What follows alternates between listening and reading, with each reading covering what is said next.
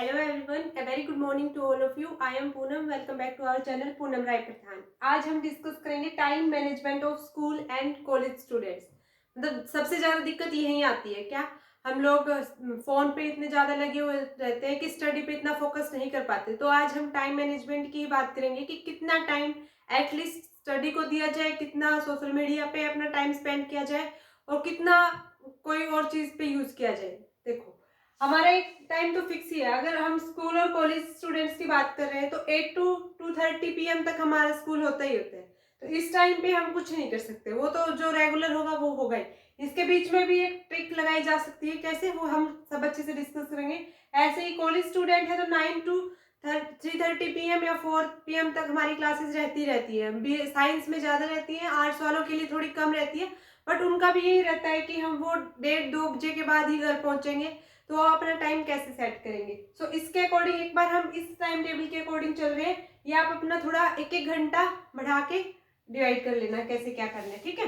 हम college 8 to 2:30 PM के according हमारा शेड्यूल बनाते हैं कि कैसा होना चाहिए। हमें पता है कि हमें 8 AM पे स्कूल पहुंचना ही पहुंचना है, एंड 2:30 PM पे हमारा ऑफ हो जाएगा, मीन्स हम घर जाने के लिए फ्री हो जाएंगे। यहाँ पे हमें 3 बज भी सकते हैं घर पहुंचने में, और यहाँ पे अगर जा रहे हैं तो थोड़ा पहले निकलना पड़ेगा। इसके बीच का टाइम मैनेजमेंट और इससे पहले का टाइम मैनेजमेंट बहुत सबसे ज्यादा हम गलती क्या करते हैं, टाइम देख लिया, ठीक है, कितने घंटे पढ़ना है वो भी डिसाइड कर लिया। अब करते क्या है, टाइम डिसाइड कर लिया कि हम 1 घंटा पढ़ेंगे, उसमें क्या करेंगे, फोन रख लेंगे अपने पास। उसमें क्या होगा, 10 मिनट पढ़ेंगे फिर फोन देखेंगे, फिर 10 मिनट पढ़ेंगे, 5 मिनट पढ़ेंगे, कुछ कंसेप्ट होगा, लिंक होगा, उससे माइंड में जाएगा, वो क्लिक करेगा। उससे पहले ही हम क्या करना स्टार्ट कर देंगे, अपना चैटिंग वगैरह, कोई सोशल मीडिया पे किसी ने पोस्ट डाल दी तो उस पर लाइक, यूट्यूब पे शॉर्ट्स देखने लग जाएंगे। तो उसमें क्या होता है, टाइम वेस्ट होता है। तो इसके लिए एक प्रॉपर टाइम जरूरी है। देखो, सबसे पहले तो हमारा एक टारगेट फिक्स होना चाहिए। हम किसी भी क्लास में है तो हमारा एक टारगेट परसेंटेज को लेके या फिर स्कोर को लेके फिक्स होना चाहिए। हम कोई भी एग्जाम की तैयारी कर रहे हैं तो हमें पता होना चाहिए कि उसमें कितने मार्क्स हमें लेके आने, कितने आ सकते हैं। मैं मेरा जो रूटीन फॉलो करती हूँ, अभी तो जैसे मेरा स्टडी टाइम नहीं है इतना, लेकिन हाँ, जब मेरा स्कूल और कॉलेज टाइम था उस टाइम पे मेरा एक रूटीन फिक्स होता था। उसमें थोड़ा बहुत चेंजेस तो सबके आते हैं, फैमिली फंक्शंस भी होते हैं, सबका कुछ ना कुछ होता है, तो उसके अकॉर्डिंग थोड़ा मैनेज करना पड़ता है। लेकिन वो जो टाइम डाइवर्ट हुआ है, जो टाइम हमें किसी और चीज पे लगाया है, उसको सिक्योर करने के लिए हमें उस टाइम को किसी न किसी, या पर्टिकुलर उसी डे को या उससे नेक्स्ट डे को फिक्स कर लेना कि मैं कल 4 घंटे बाहर रही थी इस फंक्शन की वजह से, तो ये 4 घंटे, इसका जो टाइम मतलब मैंने स्टडी को नहीं दिया, ये 4 घंटे मैं कैसे यूटिलाइज करूं कि जल्दी से जल्दी वो चीजें रिकवर हो, मतलब वो चीज रिवीजन में कवर अप करो या कैसे भी मैनेज करो, लेकिन वो आपको ही करनी पड़ेगी। हम क्या करते हैं, हम एक बार टाइम टेबल सेट कर लेते हैं कैसा कैसा होना चाहिए, फिर उसके बाद में मैंने कैसे फॉलो किया था मैं वो बता दूं, ठीक है। आपका एक टारगेट तो फिक्स होना ही चाहिए। कैसे टारगेट, इन द सेंस कि मुझे 95% लेके आने हैं, 98% लेके आने हैं, 92% लेके आने हैं। अपना एक टारगेट फिक्स करो। बट हम क्या करते हैं, टारगेट फिक्स कर लिया, ठीक है, 85 का कर लिया टारगेट फिक्स, पहले ही हम हमारे माइंड को बोल देते हैं कि हमें 85% लेके आने, मतलब माइंड अपने आप काम करना स्टार्ट करेगा कैसे कि 85% लेके आने हैं, मतलब कुछ भी हो जाए 85 का करके आना है पेपर में, है ना। नहीं करना चाहिए ऐसा। माइंड को बोलो कि 100 का 100% करके आएंगे पेपर में। देखो, पेपर सबके पास सेम ही आएगा, सेम थ्योरी होगी, 80 मार्क्स की होगी, 20 की असाइनमेंट होगी, सब वैसा ही पढ़ते हैं। हम अपने माइंड को बाउंड क्यों करें। सबसे पहले तो हमारे माइंड का एक सेट होना चाहिए कि पेपर 100 का आ रहा है तो हम 100 का अटेम्प्ट करके आएंगे और 100% ही आने चाहिए। देखो, कम ज्यादा हो सकते हैं, वो भी कोई चैप्टर आपको इतना अच्छा नहीं आता, लेकिन एक एटलीस्ट एक बार माइंड को डाइवर्ट करने के लिए या माइंड को कंस्ट्रक्ट एक इंफॉर्मेशन देने के लिए कि हमें तो 100% ही लेके आने हैं, मतलब 100 आउट ऑफ 100 ही लेने हैं, किसी भी सब्जेक्ट में हो जाए। उससे क्या होगा कि आपका माइंड है ना, ऐसे नहीं सोचेगा कि ये चैप्टर स्किप कर दूं, है ना। जैसे बहुत बार क्या होता है कि हम पढ़ना स्टार्ट कर देते हैं, कोई चैप्टर थोड़ा डिफिकल्ट लगता है, हमारे माइंड में एक सेट कर दिया हमने कि 85% लेके आने, तो हम देखेंगे भी उसकी वेटेज क्या है, उसकी वेटेज है भी 9 मार्क्स का आएगा। हम सोचेंगे यार ठीक है 100 का पेपर है, 9 मार्क्स का यहाँ से तो 91 तो बन रहे हैं, बट वो 9 मार्क्स क्या पता जो पेपर आपने पढ़ा है, मतलब जो चैप्टर आपने अच्छे से किया है उसमें से उसकी वेटेज कम करके, और जो चैप्टर आपने लेफ्ट कर दिया, छोड़ दिया, उसमें अगर बोर्ड ने या यूनिवर्सिटी ने जो भी पेपर कंडक्ट करवाती है उसने उसका परसेंटेज कम डाल दिया, इन द सेंस कि जो 9 मार्क्स का आना था वो तो 14 से 15 मार्क्स का चला गया, और जो 12 मार्क्स का आना था वो सिर्फ 6 मार्क्स का है। सो आपका लॉस हो गया ना। तो इस सेंस में किसी चैप्टर को स्किप नहीं करना, हर एक चैप्टर को टचअप भी करना है, 100% सोच के चलना है कि 100% करेंगे। सो अपना एक टारगेट फिक्स करो कि मुझे इतने परसेंट लेने हैं।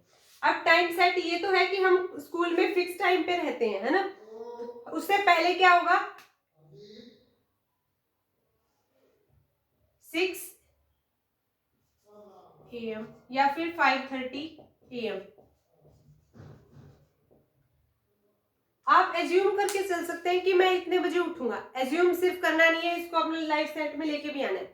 मेरा हमेशा का टाइम टेबल ये था कि मैं 5 बजे उठती थी, 5 से 7 में पढ़ती थी, 7 से 7:15 बजे तक थोड़ा बहुत कुछ खा लिया या फिर नहाने धोने में 7:30 पे मैं घर से निकल जाती थी। 8 मतलब 7:30 तक निकल ही जाती थी ऑलमोस्ट। हम मतलब हम ऑटो मिल जाता था, फिर उसके बाद में 8 AM तक हम स्कूल में होते थे। 8 से लेके हमारा 2:30 तक रहता था स्कूल। उसमें क्या होता था, जैसे रिसेस पीरियड हो गया या फिर कोई एक खाली पीरियड आ गया, आपका फ्री पीरियड बोल दिया, या फिर कोई और मैम आ गई, उसमें अपना कोई सब्जेक्ट जो भी फिक्स है, मतलब कि जैसे हिंदी नहीं पढ़ते बच्चे, संस्कृत नहीं पढ़ते, उससे क्या होता है उसका परसेंटेज चला जाता है। हर एक जो कोई भी सब्जेक्ट है जो आपका थोड़ा कम लेवल का है, मतलब हम आंकते कम लेवल का है, लेकिन वो परसेंटेज तो उतनी ही देगा। 100 मार्क्स का ही हिंदी का पेपर आना है, 100 का इंग्लिश का आना है, 100 का मैथ का आना है। मैथ जिसका अच्छा हो गया उसके 100 में से 95 आने के चांसेस बढ़ जाते हैं। अब जिन्होंने हिंदी स्किप कर दी वो सिर्फ रहेंगे, उनका स्कोर रहेगा 55 से लेके 70 तक, लेकिन जिन्होंने हिंदी अच्छे से कर ली उसका 95 प्लस में। तो हम मेरा यही रहता था कि जैसे मैं कोई फ्री पीरियड आ गया तो मैं हिंदी सिर्फ स्कूल में पढ़ती थी, हिंदी मैं घर आके नहीं पढ़ती थी। इंग्लिश का जैसे हमारा पीरियड होता था, 6th पीरियड इंग्लिश का आता था, तो उससे पहले रिसेस होती थी, तो रिसेस में मैं इंग्लिश करती थी। जैसे कोई ऑफ पीरियड आ गया उसमें हिंदी फिक्स कर दी, ऐसे ही इंग्लिश का कोई एक बाउंड कर दिया कि हाँ इस टाइम पीरियड में ये करना है। तो ये 2 सब्जेक्ट मैं घर पे आके टच कम करती थी, करती तो थी लेकिन कम। फिर उसके बाद जैसे मैथ्स का हो गया, केमिस्ट्री का हो गया, फिजिक्स का हो गया, सो हम 2:30 से स्कूल से निकलते थे, 2:45 तक हम ट्यूशन सेंटर पे जाते थे।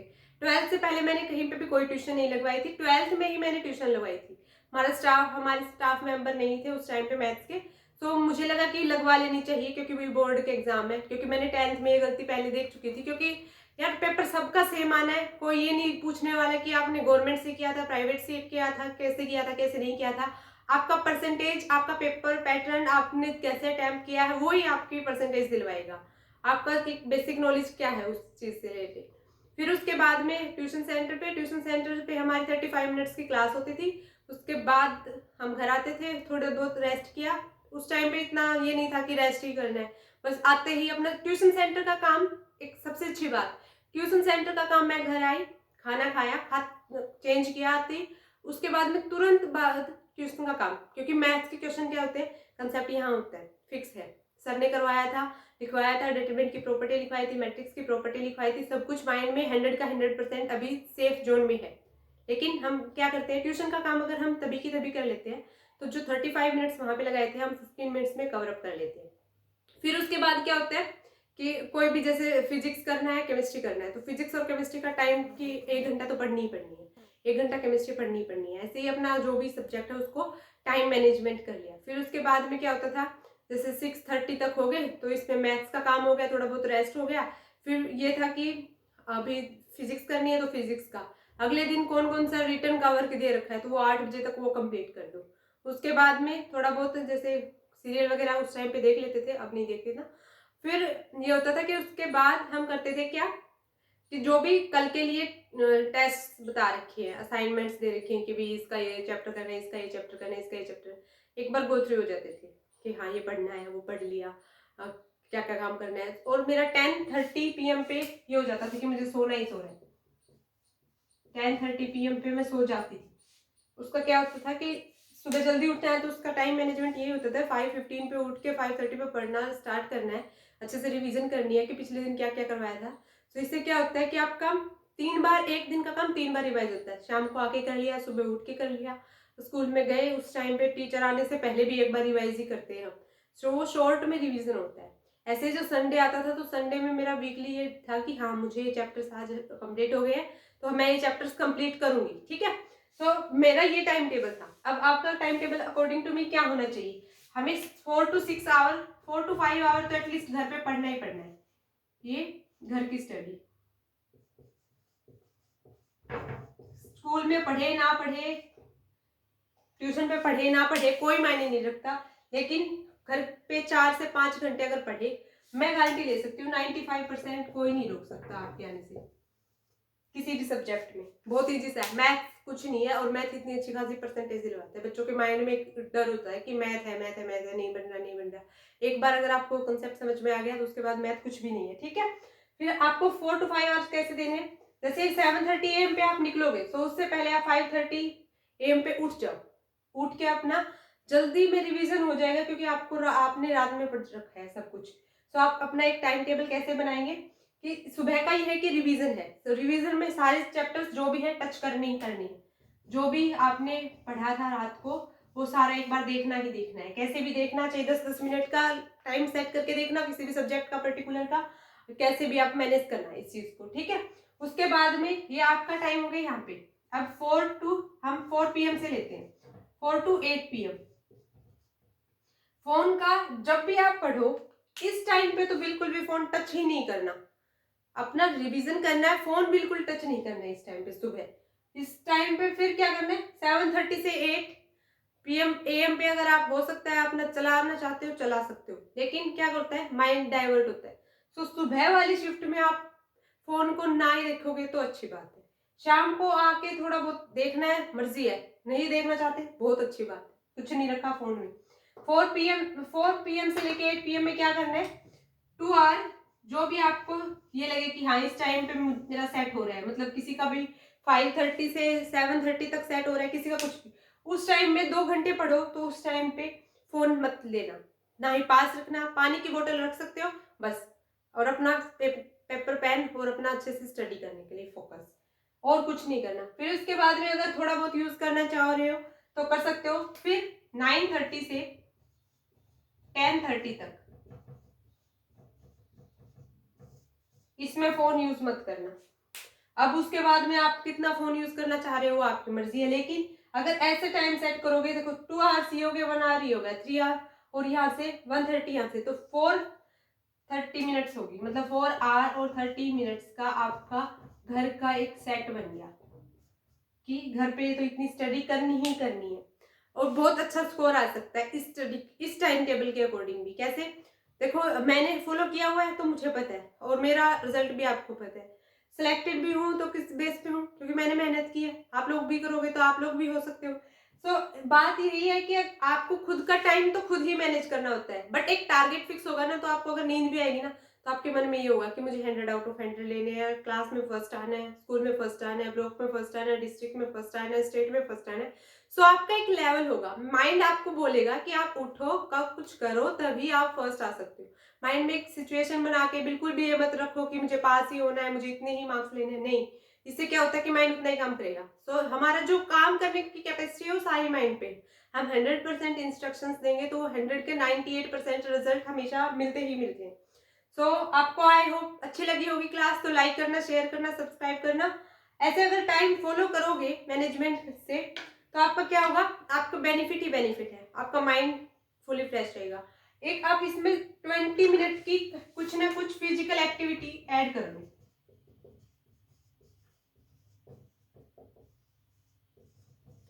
फिजिकल एक्टिविटी मीन्स जैसे कुछ रनिंग हो गया, किसी के साथ गेम खेलना हो गया, कुछ भी, फोन को छोड़ के, ठीक है। उसमें क्या होगा, जैसे हमारा होता था तो मेरा स्कूल दूर पड़ता था, एटलीस्ट 1 किलोमीटर से 1.5 किलोमीटर दूर पड़ता था, तो हम पैदल जाते थे, वो पैदल ही आते थे। तो मेरा उसमें फिजिकल का हो जाता था कि हाँ फिजिकल एक्टिविटी एक होगी, तो मुझे घर पे आके फोकस नहीं करना पड़ता था कि माइंड नहीं है, काम नहीं कर रहा है, कुछ ऐसा है वैसा है। तो एक रूटीन बनाओगे तो हो जाएगा अपने आप। और एक प्लीज टारगेट फिक्स रखो कि मुझे इतनी परसेंटेज लेके आनी है, मुझे ये करना ही है। आप अगर मन में गॉड से प्रेयर भी करोगे, अपने जो भी भगवान से मानते हो जिनको, उनसे अगर प्रार्थना भी करोगे कि मुझे ऐसा करना है, तो वो भी आपको एक पॉजिटिव राय, मतलब पॉजिटिव वे बताएंगे। माइंड आपको बोलेगा कि आपको ऐसे ऐसे काम करना है। सो आई होप आपको अच्छी लगी होगी class. So please like, share and subscribe. Thank you so much.